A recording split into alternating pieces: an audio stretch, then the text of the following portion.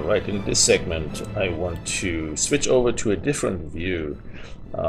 We will eventually do an animation, still maybe with the castle in the background and the dragon flying into it. We've seen some examples.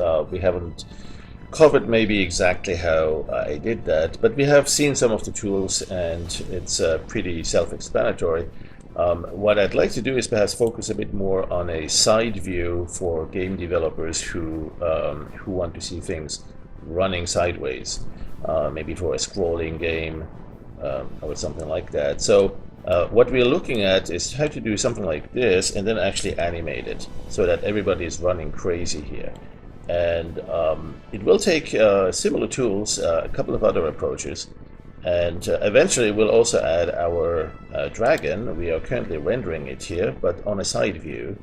And so this dragon will eventually run or fly behind the crowd. And the idea is to create an animation where we have just like tons of guys running crazy from left to right, and but essentially along this whole thing being animated. All right, so let's see how to do that. Before we do that, we need to actually have our guy running around. That one I will leave to you and your imagination. You have many different tools out there. You might paint it right in here in Dog Waffle. You can draw them frame by frame.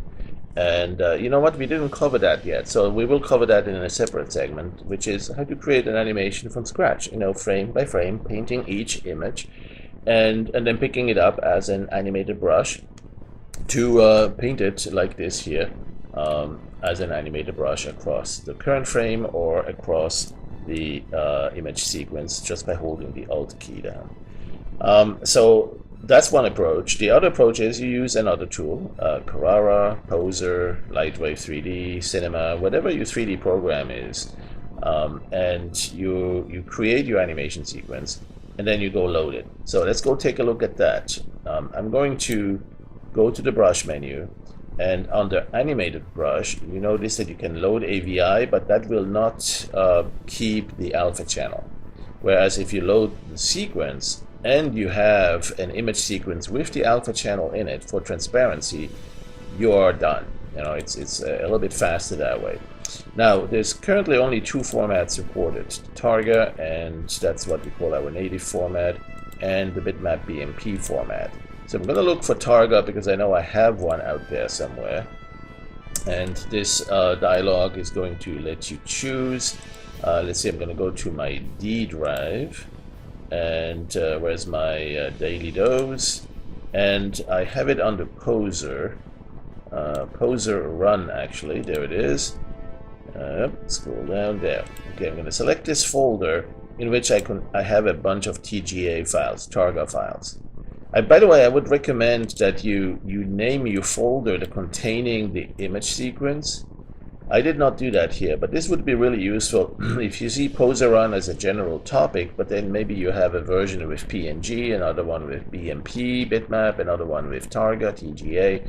I would actually name the folder showing what format it contains, because that's going to be a huge help when you navigate this mess here.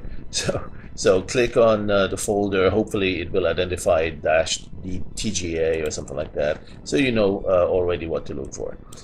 And now this dialog, you can choose you just choose the first one, and it will look for any other images that have increasing number sequence. Right. So this you start with frame 0. This one here goes up to 29. There's a total of 30 frames, and it's one looping running animation. All right. So I'm going to go load that. And it loads it, of course, into the custom brush. It doesn't load it into the image that you see here.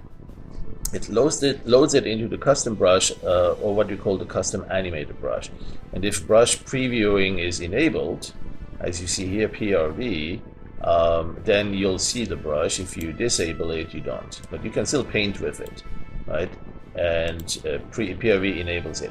Now, one thing you notice here is that if this had been a Targa image sequence, the alpha channel would have taken effect. In this one, I actually did not have the alpha.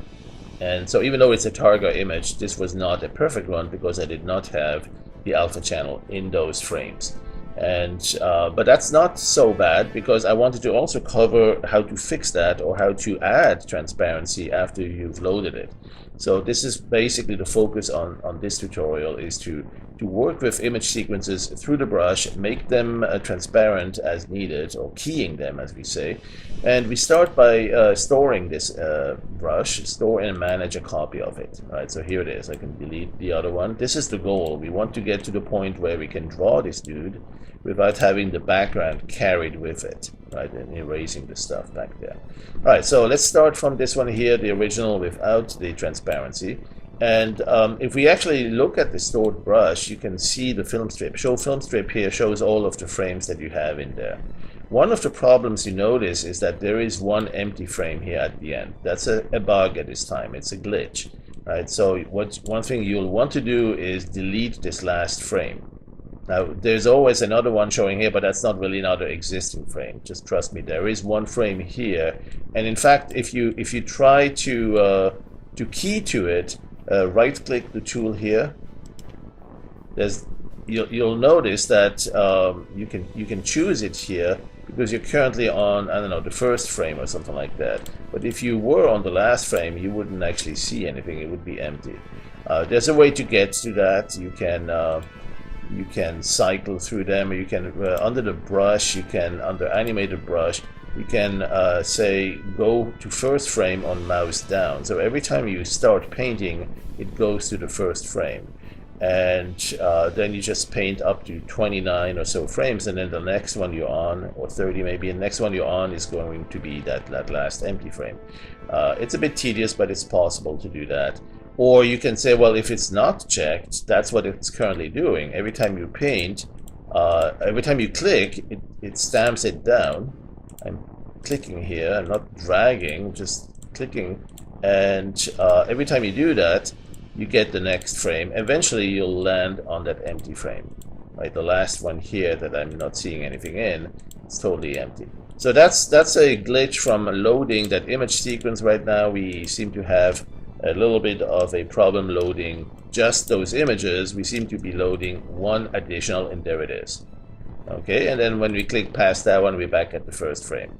So that frame here, if you are on that frame, you can't really do the color keying on that, and it's a good idea to delete it. And how do you do that is right here in this sequence of frames that you have in your animated custom brush. Just select delete frame. It will delete the last one, right? That's the only one it will delete. You cannot select a frame or something and then delete that one in the middle. It will delete the last one, delete the last frame of the anim brush. Okay, do that. So now we're good. Now we have just the walk sequence or the run sequence we want. Okay, so now we can also take care of the transparency. And so what we want to do is essentially see the transparency, select the blue as a transparent. And one of the ways to do that is with this shortcut here, but right click it. That's the custom brush selector tool. If you left click it, that's to say, okay, I want to pick this thing, and now you have all this thing picked up. And it's transparent because the background color is blue, and it found blue, and it keyed to that automatically. The thing you want to do though is click this stored copy, go back to this, and right click the custom pickup tool. So that will actually switch over to allowing you to key to the blue background, right? So right click on that, and now you can, that's the same brush selector preview here, and you get to choose what parts are transparent. So if you drag here and pick the blue color, that becomes transparent, and now you can see that it has applied that to the entire animation sequence that's in the brush. But it is not absolutely perfect because, of course, there is a anti-aliasing zone, so to speak. And if you look at the level of transparency we have, there is still a little bit of a blue border showing around it, right? And that's, of course, a limitation of keying. When you have not just transparency you're trying to determine here, but there's also a transition of the color itself, where the blue is fading away along that edge, but it's still there noticeably so. So one thing we could do is perhaps look under the brush menu for other ways to adjust the transparency. And I'd encourage you to spend some time here on the color key. That's the one here. That's this one. same that we had with the right button here. Or that I would recommend you also look at a few of the others. Some of these will work, I think most of these will work just with single images.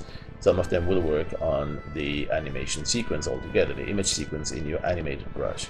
There are some other things you can do here. Explore those as you see fit and become an expert at Howler. Now, the thing I want to do is really play with this and say, okay, we can reduce the blue edge a little bit, right? If it's a single image, in fact, we can use the pre-multiply correction and say, okay, pick the blue, find the blue, remove the blue, and it goes away. It actually then turns out fading into black. And we can actually do the same thing in a couple of other ways, and I wanted to explore that with you a little bit to give you an idea of how else you could get, make this blue not so prevalent, not so pervasive, and in fact turn this into a black edge or some other effect. And so let's look at this. Let's go to the brush menu and animate a brush, and there is a timeline there. So that's similar to the animation timeline, right? Remember this one here, the animation timeline. We have the animation, and we have the filters for the animation in the background there. And so we have tools to adjust the color and that sort of things, and keyframe them, right? Well, we do the same thing with the animated brush, right? So we go to the brush, and we go to animated brush timeline. Right, so in the animated brush timeline, you have very similar tools. You see a preview, you see a progression, not so much here. But here you see the source and the destination. And then you see the filters. See the filters here? Well, we have filters galore over here. Not the same, not exactly the same number, but enough to get you busy for a couple of decades. So what we'll do is, we'll see what can we do to get rid of the blue part here. Well, one thing, we could go to the color add and actually reduce the blue, right? We could say, well, let's just get rid of the blue, and then there is no more blue. But of course, by reducing the blue, anything that was whitish or grayish gets a little bit of a yellow tint. So we could change the colors also on the others and see what we want to do. Actually, I think the shortcut is really to go to hue saturation value. Right? If you do hue saturation value, just reduce the saturation, and there's no more color. It's just grayscale now. Right? You could still make it brighter. You could make it, or in fact, if you didn't want the blue but you wanted that edge to be reddish, just change the hue. That's another way to do it. Give it a nice saturation and apply that. Now you can actually keyframe. You can change the coloring. Let's do that just for the illustration. Let's say we start with this coloring and go to a different hue towards the end here, right? And then we apply that. So let's go render. And the dude in the middle looks about the same, but the edge is the one that has the hue and is changing, right? So now you see here, as I'm changing, as I'm painting, it gets a bluish tint, it gets a greenish tint, it gets a reddish tint, because I've applied a filter across the frame sequence. All right, let's go back to this guy here, and let's see. Let's go. Yeah, go back to this dude and pick up. Where's my transparency? I thought I had a. I need to reselect the transparency here. Yeah, blue. Oh, that's it. I think I did not store that. All right, so let's go store that. Store and manage a copy, and of course it's similar to the one I had here earlier, right? But that's the one I had earlier, and I want to use this one here now. All right, so let's go and make sure we do have a film strip with no empty frames at the end. That's good. All right, so this is the one we're working from. Click it and go to brush, animated brush, and animated brush timeline. All right, so the other technique is to not just change the color to something you like. Maybe you want really just a little black edge around it. And what you could do is simply go to the hue saturation value and reduce the saturation to 0. Right? Render that, and then keep it. So you can keep working with it. It's now back in the source. And you could do other things with it. You could do a value adjustment and make it a little bit brighter, right? Or adjust the contrast. There you go. Render that and keep render. So now at some point you might be done, or you might add some other filters. There's blurring, sharpening, all sorts of different effects here to apply to your animator brush. I'm going to use this now. So I'm going to go to the options and say use the destination, use dest as brush.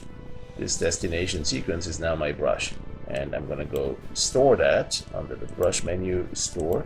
And so now I have another stored copy. This is the one that does show the coloring. This is the one that does not. This one has now a different tint, it's totally desaturated. It has also higher contrast. So it's a different image sequence, right? And I'm going to use that for my animation. I wanted to show you how you can do that. There's a couple of tools in the brush menu, in the animated brush menu section. And now comes the fun part. Now we need to paint this, right? Now we need to paint this across the entire animation sequence, right? So let's go give ourselves an animation just so we have something to play with, right? We want to do this. We want to have this guy run across from left to right. But as we're doing that, we want to have the animation cycle with it, right? So what we'll do is we'll simply hold the Alt key down. If you have an animation and you're painting on it, and you have an animated brush and you're painting with it, while you hold the Alt key, the two will go in parallel, right?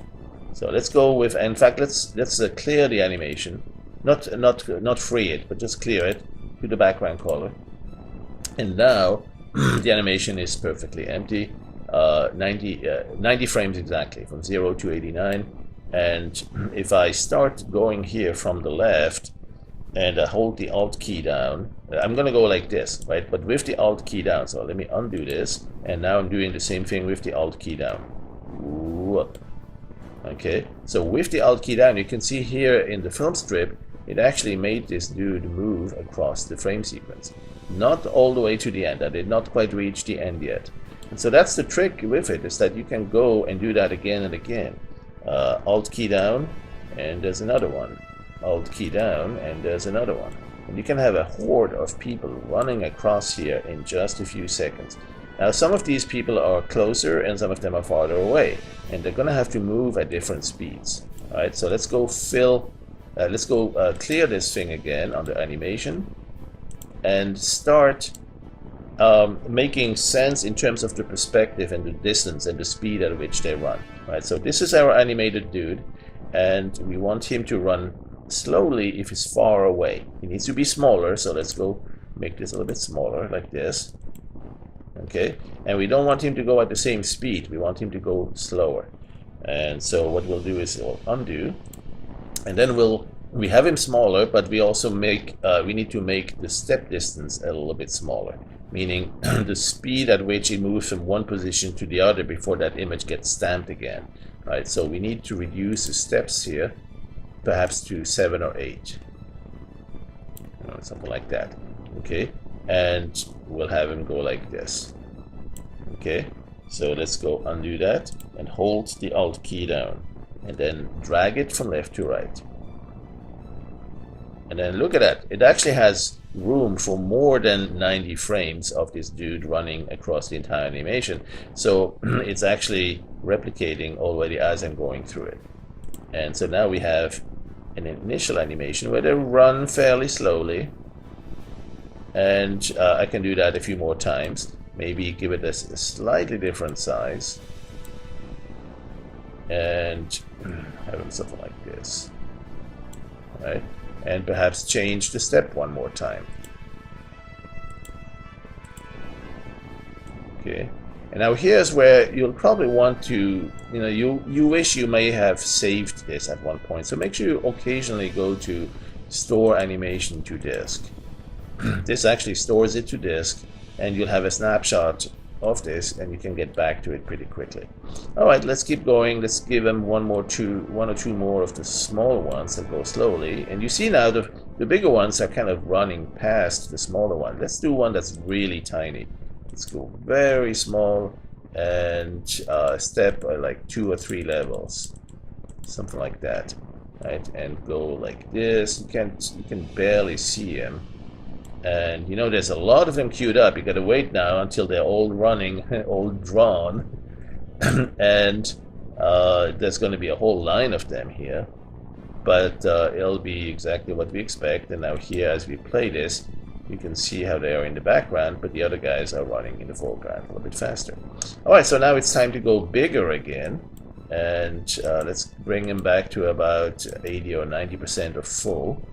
And of course we need to bring the step distance to something a little bit bigger too. Let's give him 15. Alright, let's go Alt key, draw, boom, that's done fast. Let's do it a few of them. And there we go. And let's say we do a few more bigger, faster. So the faster we want them to appear moving, the higher the step distance needs to be. And we can coordinate that visually with the size. And here we go. This guy is going to bypass the other guys because he's not necessarily really running faster. He just appears to be running faster because we make him move faster. And he is bigger. The two coordinated together give us that impression that he is closer or running faster or all of the above. I'm going to go step 31 here now and make this dude supersized, something like this, and there you go. Now I want one of them to move in the opposite direction. What do we do with that? We simply flip the brush in the other direction. It's a flip horizontal, right? That's not going to flip just this image, the whole image sequence is. So let's go store this brush as well, and you can see now this one in the film strip has the whole image sequence flipped the other direction. Alright, so now I can have him go the other direction. Let's go Alt key down, and this guy has a different opinion, right? So everybody runs to the right, except that every once in a while there's one guy running to the left. Okay, enough said. This is a tool that you'll want to explore and practice with. Image stamps, image sequences, animator brushes. You can have images of poser characters. You can have images of Carrara animation sequences. You can load AVI files and then do the color keying. You can have image sequences which are already keyed with alpha channel representing that. Lots of different ways to use that. Have fun. We'll see you in the next tutorial where we'll put this together with the dragon, because I think our dragon is done rendering, or is he? Let's see. Oh, that's the object ID, and here is our render. There you go. Alright, so this dude is definitely going to be used in the next tutorial because he's the one that's going to be chasing our crowd of people that are running away for the most part, and we will have the dragon sort of follow behind. And that's, you know, something that you might see in a game, in a scrolling game or something like that, or maybe as a short intermezzo video in between the different game phases of the game development you're working on. Alright, thanks for watching. See you soon in the next tutorial.